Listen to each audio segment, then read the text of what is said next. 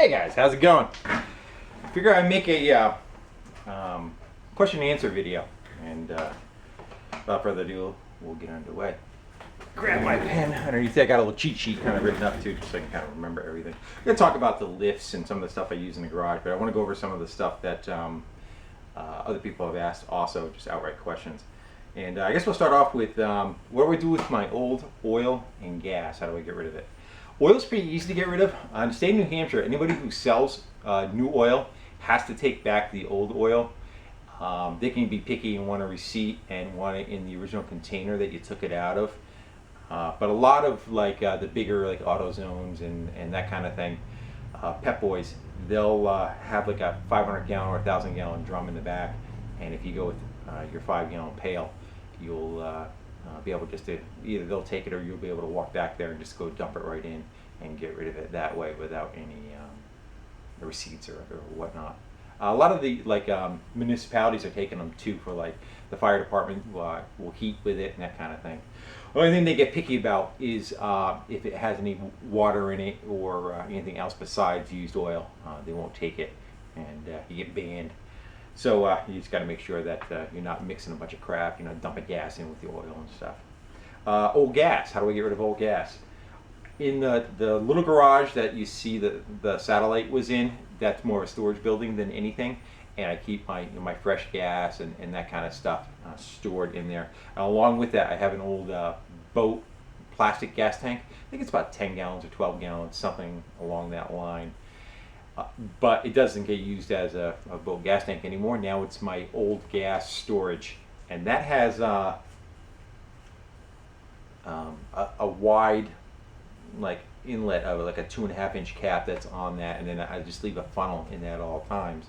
So generally, if I'm working on I get a lawnmower or a riding mower or something, and I got to take gas out of it, it's generally about a half a gallon or so, or a quart and whatnot, and I kind of dump it in there. And what I do is I actually just leave the cap off, and the new gas, a lot of it evaporates fairly quickly with the alcohol that's in it. So the volume of it, there may be 5 gallons of gas in that. If I let it be, it kind of vents off being open, and it'll knock down to about 3 gallons fairly quick period of time. And then if I do a float bowl, I'm just popping a float bowl off or something, and I'm looking at the gas and the white cup. What I do is I have the tin, probably about 2 inches deep by the stuff that you use in all-you-can-eat restaurant. They'll have the food kind of set up in them. It's one of those stainless kind of tins. I'll dump it in that. It's a flat surface, and I'll just kind of put it out in the sun. In about 15-20 minutes, most of it just evaporates right away, and whatever remnants are left, I just pretty much dump inside that same thing.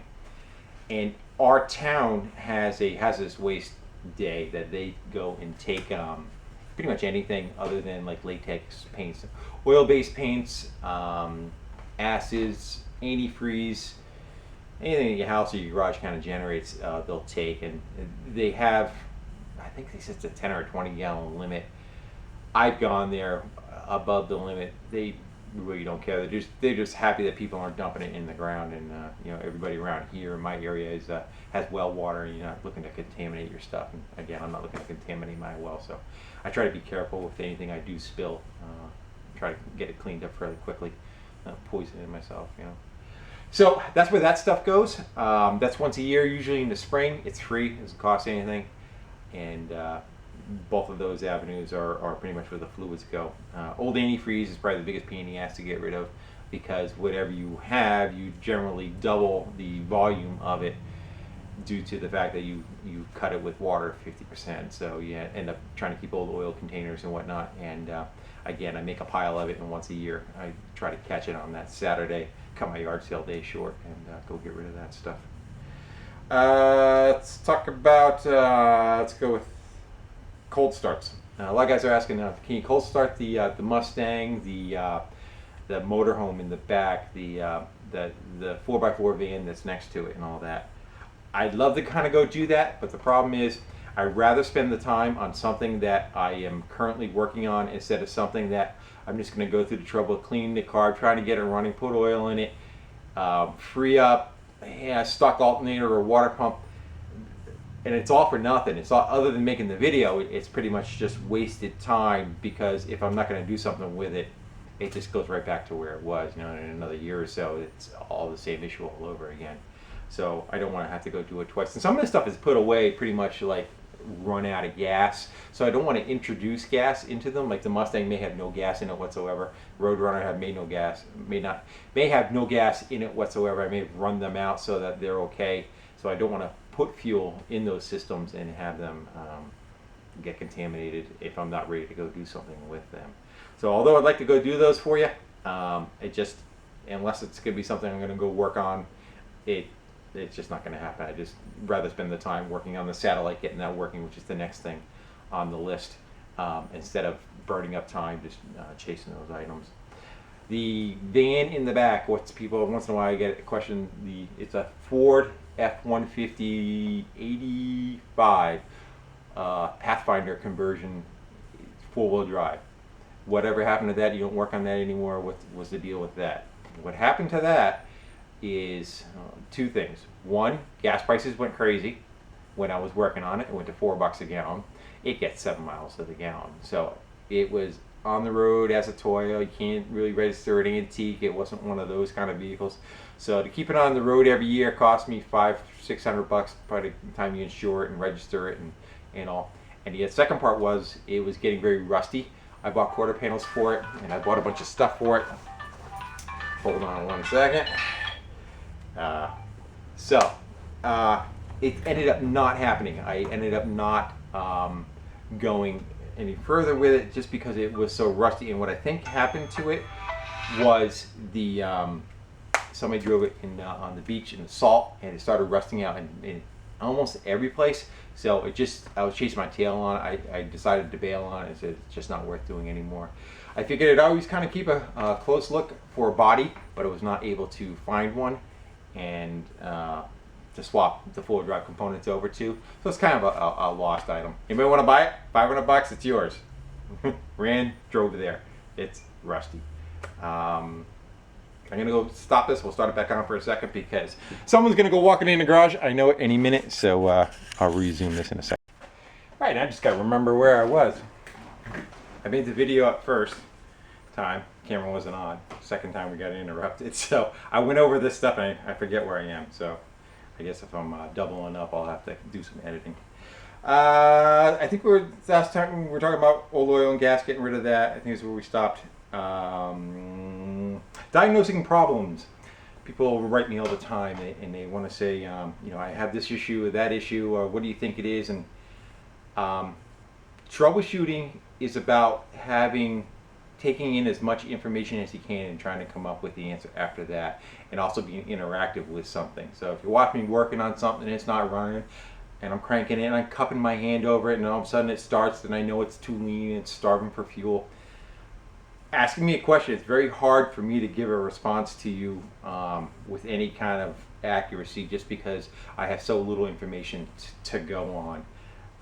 If it's blatant, I can answer you right away. If somebody just wrote something about the piston's not going up and down on one side of the motor, well, your motor's junk, it blew up.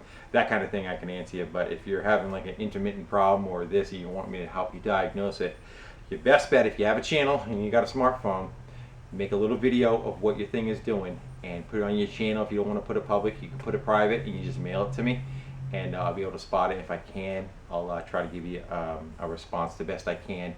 Again, it's not interactive. It's not me touching and seeing how something responds to it to give you an answer what my thought is, but if I can, I'll try to give you a hand with that. Probably going along with that is a lot of people, that the channel's getting very large, in my opinion. It's not large in the big aspect of things, but large enough to the point where I get generally about 100 replies a day, and I love that part of it. I love the interaction as far as me making a video and you guys writing comments and stuff, for the most part. But to be able to respond to all those, I just don't physically have the capacity to do it. I'm dyslexic, I write very slow, I hunt and peck.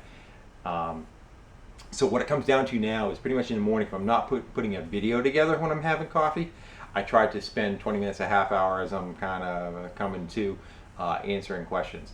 But to that, I just don't have the, so if you don't get a response back from me, nothing against you, I just don't have physically have the time to try to do all that. But I definitely read everything, and a lot of them make me chuckle. It's very entertaining. If one of you want to answer somebody else's question that has been around a lot longer and has seen whatever their question is, feel free to answer it for them. That would be greatly appreciated. Just keep it nice. Should we go on to cars? Let's go on to cars. Yeah. Someone was asking, am I a foreign car guy, VW guy, or do I like American cars? Do I like both? I graduated in '82, so I was 17 at that time. So around that time, '79, you had the gas crisis, and it was both. Foreign cars came into play because of the gas crisis. Those were not very obtainable in the late 70s because everybody wanted them for commuting. So every kid got stuck with their parents or friends or whatever, used bigger car. So I had big American cars, but I also had foreign cars too. My very first one was a '63 Bug, which was a friend of mine's mom's, and of course I was going to restore it at age 13, I think it was, and that never happened. I grew up across the street from a sand pit, so you got a VW, you got a sand pit, you can kind of guess what happened to that car. And that car was really rusty too. It wasn't going to happen, but so that poor car left a untimely death. But I got to educate myself first time around with VWs with that. After that, I think my dad gave me a '70 Maverick that he crashed. And I tried to put that back together. That was probably around 14 or 15. And then after that, at age 15 and a half, I got a job at a foreign car repair place, which I want to say was probably about 70% VW, a mix of air and water cooled. Water cooled was just kind of coming out. It probably been out for about 4 or 5 years. So I got my introduction to that. First it was after school, and then it was full time after I got out of high school for about a year or two. And my first, I want to say, real car that I bought and was driving around and had a loan on was a '69 Cougar, Mercury Cougar. And that poor car, although it lived past me and went to somebody else, it did have a rough life being a 17-year-old kid with a V8. Had a 351 in it, automatic. I was putting rear tires on it about once every 2 weeks. That were takeoffs from somebody else's car at the shop I was working on, so you can get an idea what kind of life it lived. But so it was both. It was foreign cars and American cars, and I actually got out of VWs for the longest of times.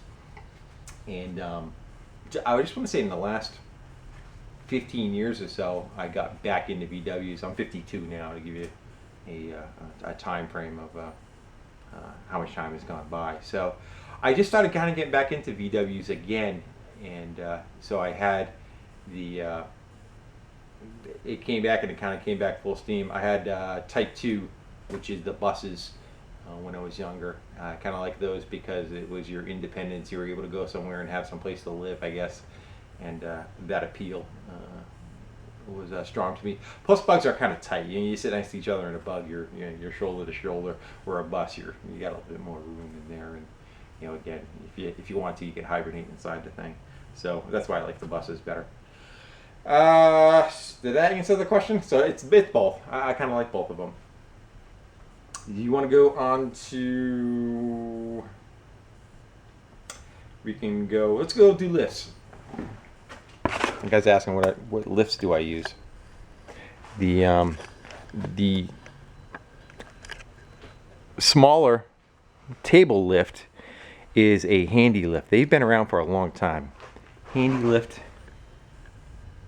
is probably the most popular one that's out there, other than maybe the Harbor Freights are becoming pretty common too. When handy lifts kind of came out, I've had this 16 years, I want to say, and maybe not that long. I want to say about at least 10. And I bought it. A new lift at the time was probably $1,000, $1,100, and that's without the extensions. This is what the extensions are. The actual lift is the center part of it, along with the ramp. That's the center part of it.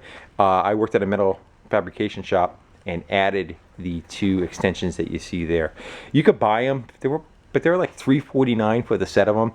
And at the time, I can get a sheet of steel. I think it was $50. It's 1/8 inch, I believe. I think it's 11 gauge. So I just bent them up on the brake, and I kind of wanted to come in between the 2 sizes that they made. It is a 10-inch extension. You could either get an 8 or a 12. So for me in my shop, the skinnier one kind of makes it hard for ATVs. The tires kind of hang over the side of it quite a bit. The 48-inch wide setup, because the center is 2 foot wide.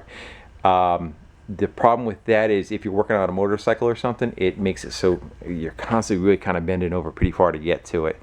And so I just went for the happy medium in between. And definitely a back saver. If you're a younger guy, you probably don't know what I'm talking about. If you're an older guy, you definitely know what I'm talking about. Hunching over, laying on the ground, and rolling around gets old, and it will take a physical toll on you over time. So the lift table works quite well. It uses air, just has a big air cylinder in it. They do make an electric one. There's the air cylinder.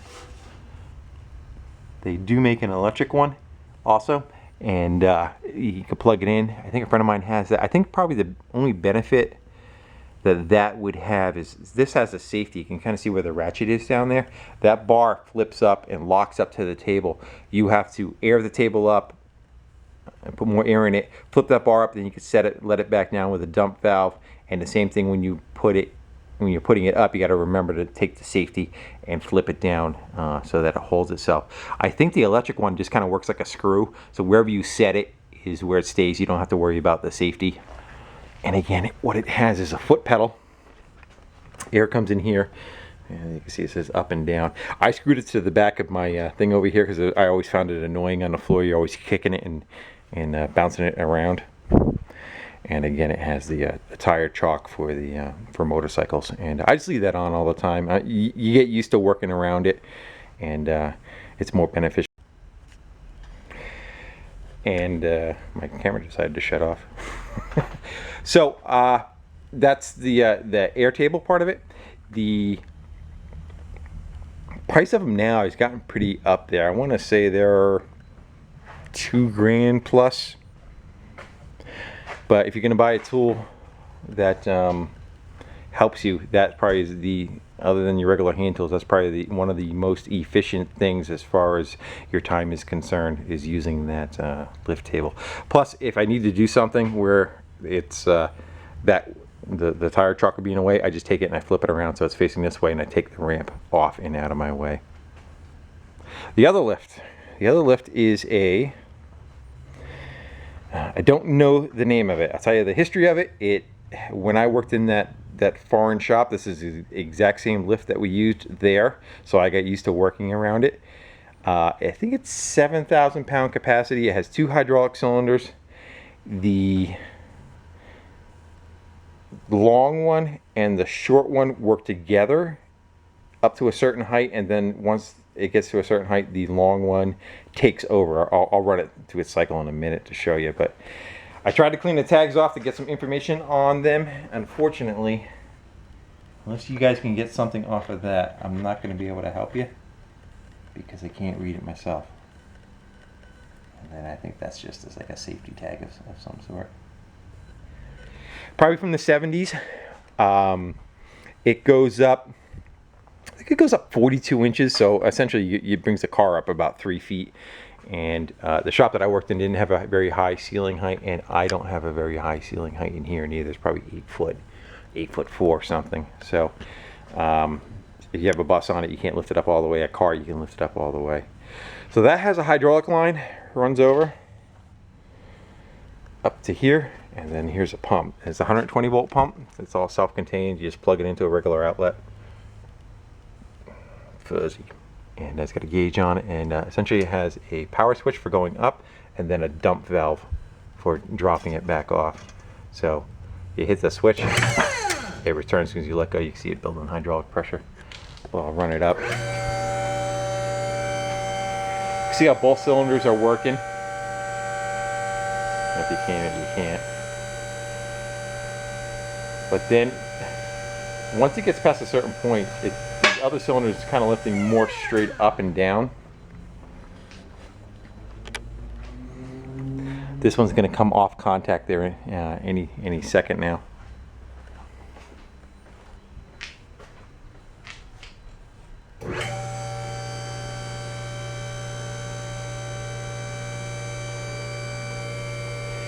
And it's pretty sturdy. It's bolted to the floor in I think 5 or 6 places. You can see the safety kind of clicking.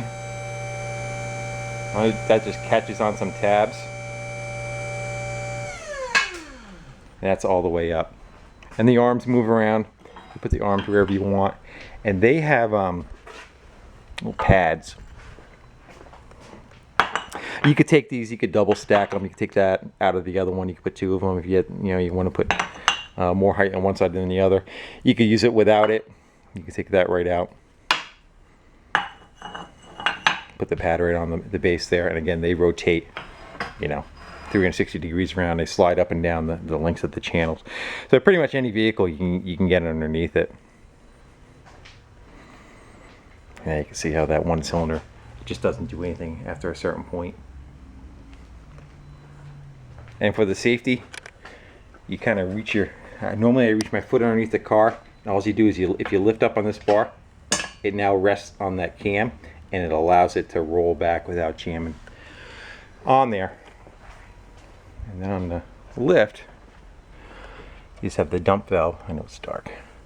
Dump valve, you hold that down. Hold that down, and then it just allows the fluid to go back into the reservoir and lift it back down. Of course, the safety is now sliding down. It doesn't seem to creep back down at all. If I put a car up on the lift, of course, the safety on this one's automatic. I never have an issue where I come back and it's laying on the safety, but if it ever did, it does hold the car. I've rested it on the safety, and it's not an issue. And I put full-size trucks on it. It does quite well. So I can help you with the name, but that's the style of the lift. It used to be over here more. You can see where I relocated it. That's where that used to be. And I used to try to keep 2 cars in here side by side and have nothing on this wall, but I found it's better just to put it right in the middle. And if I do need to put 2 cars on, you could just drive right over the lift. There's really nothing you're going to harm on it, other than that hydraulic joint right there for the 2 cylinders. Probably should get buried in a channel, but generally I try to drive a tire right over these guys. So yeah, I have anything else on my list? Oh, I can show you the oil tanks and stuff too. I think that might pretty much be it for this one. Oh, someone's asking about the Bridgeport. I use the Bridgeport. I only use it essentially when I'm trying to create something. Generally, when I'm repairing something, the Bridgeport doesn't come into play, but it's more when you're making the bikes and that kind of thing, or doing a welding project at someone's place that I got to go notch some holes or anything. That comes into play. And speaking of which, I stopped at a yard sale and I grabbed a bunch of stands and the couplers for it, because I was shy on that. I have plenty of gauges, I just don't have the stands. So I grabbed the stands and the knuckles and all for $10. But yep, it does get used. It works quite well, and it's there when you need it. You may not use it for 2 months, but then you may use it, for 4 hours during one day. So yeah, no problems with that at all. After servicing it, it works just fine. Again, all the hardware the tooling got relocated to the shelving over here. Old oil essentially goes in a 5-gallon pail. Once it gets up so full, I put the cap on it, I bring it to the AutoZone there, and I go and I dump it out and I start all over again. And then there's my plethora of oil pans and antifreeze pans I keep hidden under the parts washer. And for instance, there is oil that has water in it, so I can't dump that in there, so that will probably get mixed in with the gas one that gets dumped in the hazardous waste place. They don't care what it's mixed with. So that's why that one's not mixed in. So I think this video has gotten very long, so I'll kind of cut it short. now. I'll cut it now, not sure. And I just want to thank everybody again. Thanks for watching, commenting, subscribing. If you have some questions, I can't promise you they're going to answer them all. Some of them, that's the internet. You don't want to put everything out on the internet. I hope you understand that. But if I can, I'll answer it. And so if you have a question, put it down here, and maybe once a week or once every 2 weeks, I'll do a video something like this and try to answer some of the questions. So again, thanks everybody for watching, commenting, subscribing, and take care.